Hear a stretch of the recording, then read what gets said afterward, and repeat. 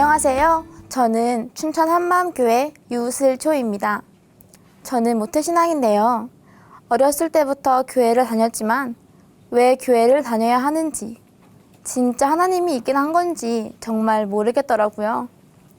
하나님이 보이지 않아 방황하던 제가 하나님의 존재를 확신하고 하나님을 위해 살게 된 간증을 나누고자 합니다.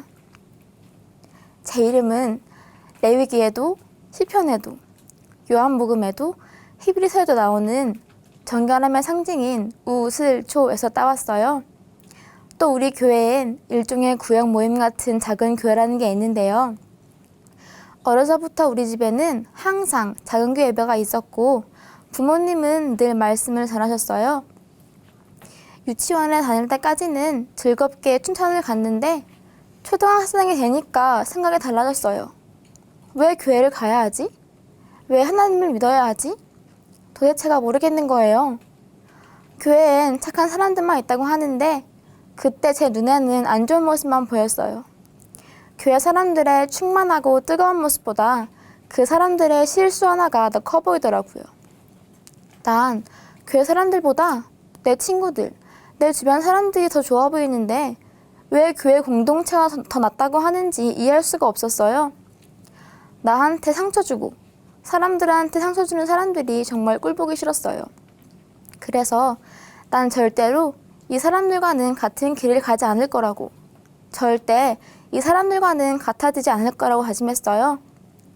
날이 가면 갈수록 제 발목을 잡는 것 같은 교회가 더 싫어졌어요. 친구들과 평소에 잘 못 만나니까 보통 약속을 주말로 잡았거든요. 근데 전 교회 때문에 갈 수가 없는 거예요. 교회가 뭐라고 내가 이렇게까지 해야 하는지 정말 모르겠더라고요. 거기다 하지 말라는 건 왜 그렇게 많은지 진짜 싫었어요. 내가 하고 싶은 거랑 말씀이랑 자꾸 부딪히는 거예요. 미워하면 살인이라고 하는데 왜 미워하면 안 되는지, 미워하는 건 인간이라면 누구나 하는 거 아닌가? 이런 생각이 들었어요. 난 사랑하기 싫은데 왜 이런 내 생각을 죽여가면서까지 말씀에 순종해야 하는지 이해할 수가 없었어요. 내가 아닌 걸 억지로 만들어내면서까지 믿으라고 하는 건 범죄라고 생각했어요. 넌 모태신앙으로 태어났으니까 그렇게 살아야 돼, 이러는 것 같았거든요. 제가 찬양을 한다는 것도 절대 상상할 수 없는 일이었어요. 하나님을 찬양하는 게 정말 싫었거든요. 왜 날 태어나게 한 건지, 왜 사람들을 태어나게 한 건지 진짜 이해할 수 없었어요. 차라리 벌레로 태어났으면 더 좋았을 거란 생각도 들었어요. 그러면 아무 걱정 없이 편하게 살 수 있을 것 같았거든요. 전능자라면 그냥 자기 힘으로 사람들 마음을 바꾸면 되는 거 아닌가? 그럼 서로 편하잖아, 이런 생각이 들었어요. 이렇게 저는 말씀과는 전혀 상관없는 삶을 살았어요. 저는 중학교 때부터 친구들과 술을 마시기 시작했는데요. 고등학생 때는 엄마한테 서울에서 자취를 시작하는 친구 집에 집들이를 간다고 거짓말을 하고 밤을 새면서 놀았던 적도 있어요. 어떻게 놀았냐면요. 낮에는 그냥 여기저기 다니다가 밤에 돼서는 클럽에 갔어요. 그 다음 2차로 헌팅 술집에 갔어요. 그리고 거기서 만난 남자들과 같이 술을 마시며 밤을 샜습니다. 한 5시까지 술을 마시다가 노래방에 가서 노래를 부르면서 술을 다 깨고 아무렇지 않게 엄마한테 나 지금 일어나서 집에 간다고 연락을 하고 집에 가자마자 다른 친구들을 만나러 갔던 기억이 나요. 물론 교회는 꾸벅꾸벅 나갔어요. 항상 2겹, 3겹 되는 가면을 쓴 채 멍하니 앉아있다 주일 예배가 끝나면 집으로 돌아갔습니다. 분명 공부 시간에도 항상 정서적인 것만 얘기했어요. 이미 어떤 질문에 어떤 대답을 하면 선생님이 만족하실지 알고 있었으니까요. 선생님이 너의 주인이 누구야? 라고 물어보시면 전 생각해보지도 않고 예수님이요 라고 했어요. 예수님이 왜 하나님이지? 라고 물어보시면 들을 필요도 없이 부활이요 라고 했어요. 하지만 정작 제가 가지고 있는 생각들, 제가 품고 있는 마음들은 절대 얘기하지 않았어요. 선생님이 간증 쓰자, 뭐 하자 하시면 겉으로는 네 라고 했지만 속으로는 항상 내가 왜? 라고 하고 있었어요. 그리고 말씀은 듣고 있지만 속으로는 웃기고 있네. 그래서 어쩌라고? 이런 생각을 하고 있었어요.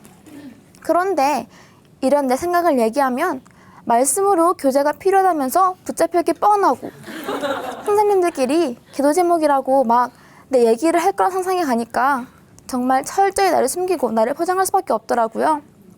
그래서 저를 제대로 아는 사람은 단 한 명도 없었어요.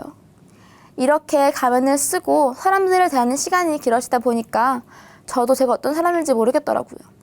어쩔 땐 제가 정말 사이코 같았어요. 목사님도 사람들도 다 예수님의 부활이 너무 확실하니까 삶이 변할 수밖에 없다고 부활이 답이라고 하는데 전 이 말에 코웃음만 쳤어요. 내가 예수님을 본 것도 아니고 부활을 본 것도 아닌데 어떻게 믿어?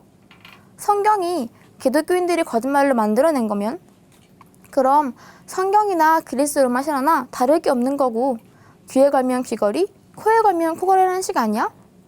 이런 생각이 들었어요. 나는 부활이 확실하지 않은데 자꾸 부활을 믿으라고 강요하는 것 같아서 짜증나더라고요. 그래서 내가 독립하게만 하면 절대 교회엔 다니지 않을 거라고 다짐했어요. 교회를 떠나서 내가 확실히 믿을 수 있는 걸 찾아보고 그래도 없으면 아무것도 믿지 않을 거라고 생각했습니다. 그런데요, 이렇게 교회를 싫어하면서도 한편에선 교회에 새로 오는 사람들이 너무 부러워지는 거예요.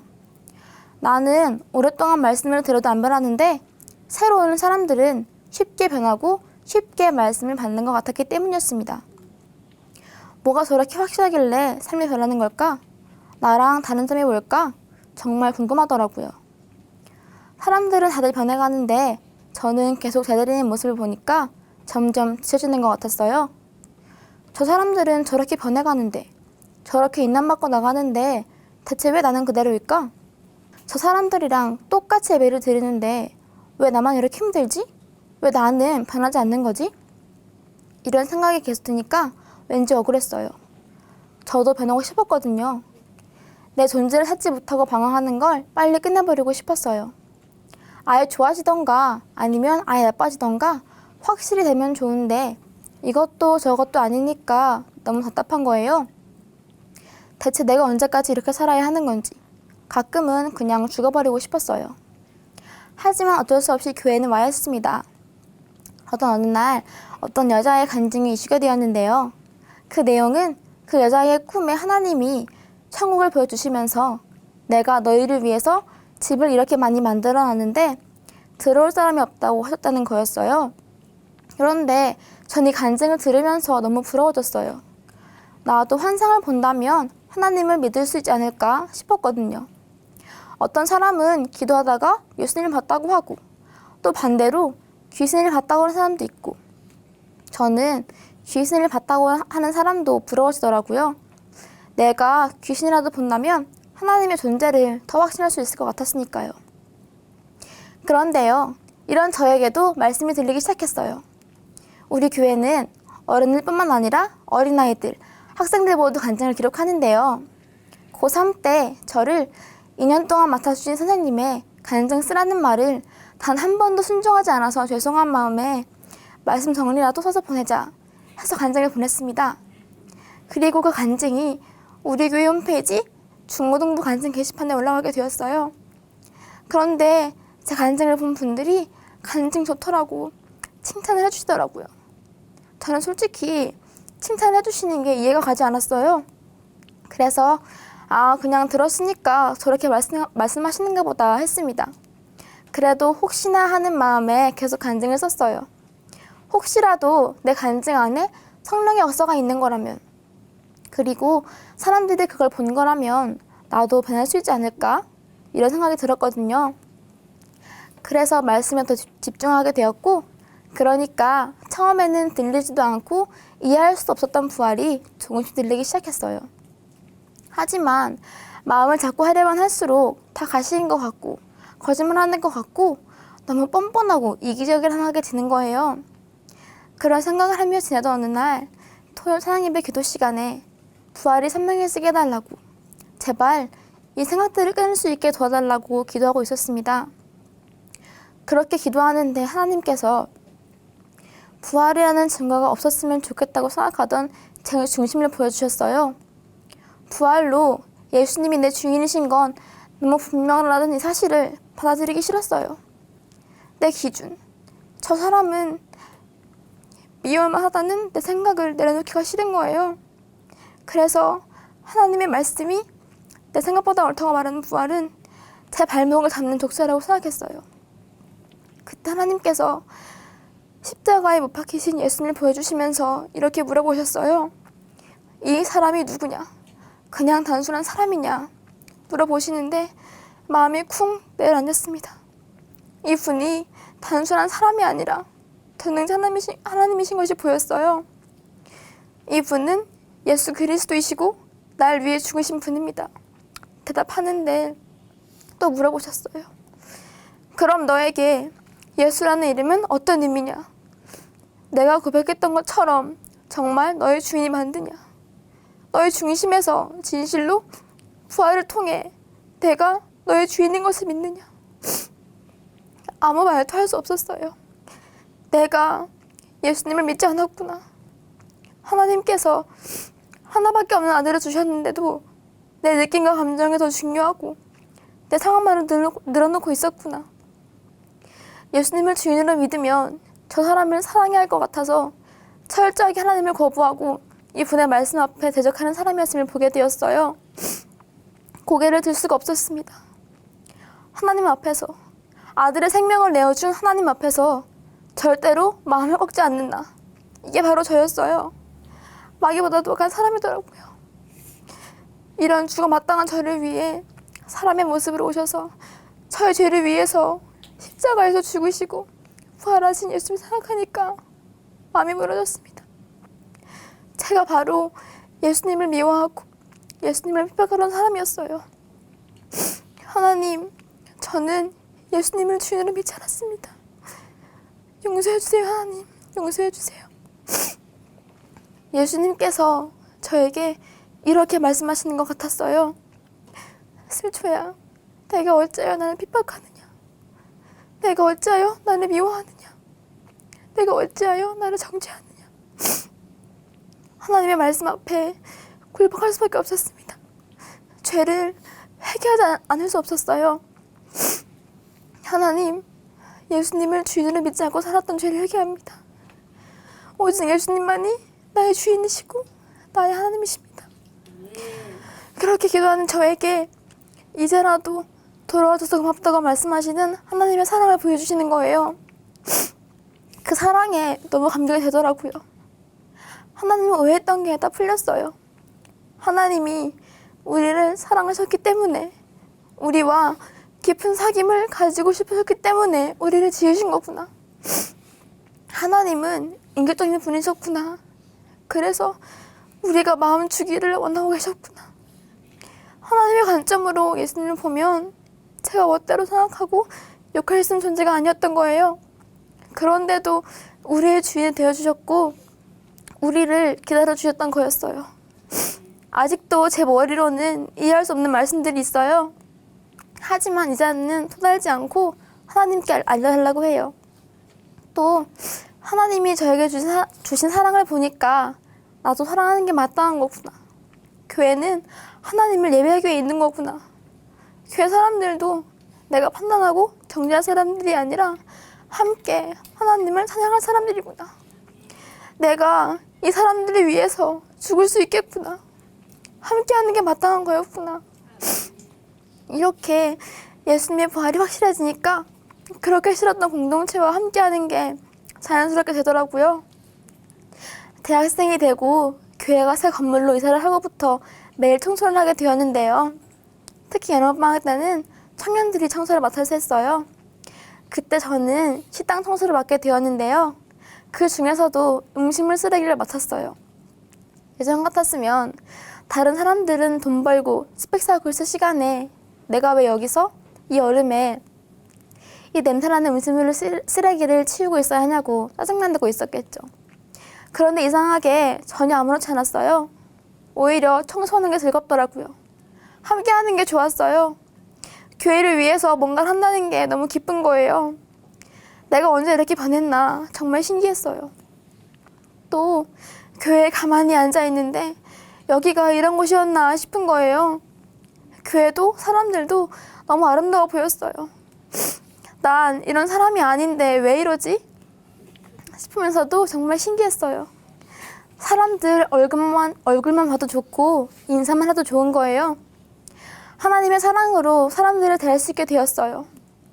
이 사람도 저 사람도 다 하나님의 사랑이고 내 형제고 내 자매니까요.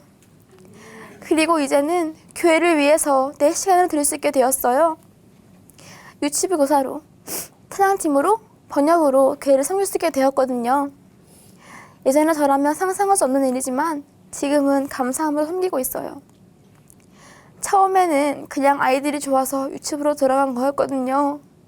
그런데 아이들의 신앙 고백을 들으면서 얘네가 나처럼 되지 않았으면, 지금 듣는 이 말씀들이 지식이 되지 않았으면, 끝까지 말씀을 놓치지 않았으면 좋겠다는 생각이 드는 거예요. 그러니까 저절로 기도하게 되더라고요. 아이들을 보면 정말 마음이 뜨거워져요. 3살부터 7살까지 모든 유치부 아이들이 거리에서 어린이집에서 복음을 전하고 예배를 인도하는 모습들, 핍박이 있고 힘든 일이 있을 때도 예수님을 바라보며 이겨내는 모습들, 서로가 서로의 간증으로 더 성장하는 모습들, 이런 모습들을 볼 때마다 얘네가 정말 애들이 맞나 싶어요. 제가 생각해도 수준이 아닌 거예요. 그래서 이 아이들을 제 모델로 삼았어요. 아이들을 통해서 제가 더 많이 배우고 더 성장한 것 같아요. 우리 교회는 외국에도 작은 교회가 있는데요. 그거 분들이 보내오시는 간증을 다시 한국어로 번역하면서 우리와 전혀 다른 장소에서 전혀 다른 모습으로 살았던 사람들이 우리와 똑같이 변하고 똑같이 말씀을 받으면서 세계 곳곳으로 복음을 전하는 모습을 봤는데 정말 신기했어요. 미국, 러시아, 캐나다, 영국, 이 외에도 많은 곳들, 심지어 인디언 나라에까지 복음이 전해진 것을 보면서 정말 복음이 국경을 초월한다는 걸 보게 되었어요.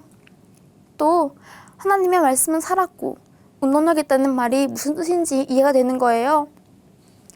여태까지 들어왔던 말씀들이 다 살아 숨쉬는 것 같았어요. 예전엔 말씀을 들어도 듣는 게 아니었는데 이젠 말씀을 들을 때마다 마음에 콱 박혀버리는 거예요. 영화를 봐도 친구들과 대화를 해도 책을 읽어도 뭘 해도 다 말씀이나 연관이 되고 말씀을 알아가는 기쁨, 말씀에 대한 감격이 다 살아나는 것 같았어요. 죽어있던 내가 생기를 찾는 것 같았어요. 삶에 활력이 생기는 거예요. 심장에 뛰는 소리가 들릴 정도로 가슴이 두근거렸어요. 예수님을 믿는다는 건 무서운 거라고 생각했는데, 나를 죽여가면서 믿어야 하는 거라고 생각했는데, 복잡하고 어려운 거라고 생각했는데 그게 아니었던 거예요. 말씀에 굴복한다는 건 내 자존심을 깎아내리면서 강제적으로 하는 게 아니구나. 예수님이 내 주인이시니까 마땅한 거구나. 자연스러운 거였구나. 그제 알겠더라고요. 저는 모태신앙이었지만 하나님을 믿지 않았고 하나님을 부인했고 하나님은 존재하지 않는다는 생각을 하며 살았습니다. 하지만 하나님은 저에게 확실한 증거인 부활을 주셨고 저는 이것을 통해 변화되었습니다. 하나님과 교회를 싫어하던 제가 이제는 하나님의 말씀과 교회 공동체를 누리며 살고 있어요. 제 소원은요, 저를 통해서 많은 사람들이 예수님을 만나게 되는 거예요. 앞으로의 제 삶이 정말 기대돼요. 제 주인은 제가 아니라 바로 예수님이니까요. 모태신앙이었지만 무신론자였던 저를 변화시킨 이 부활의 복음을 전하는 사명대로 살겠습니다. 감사합니다.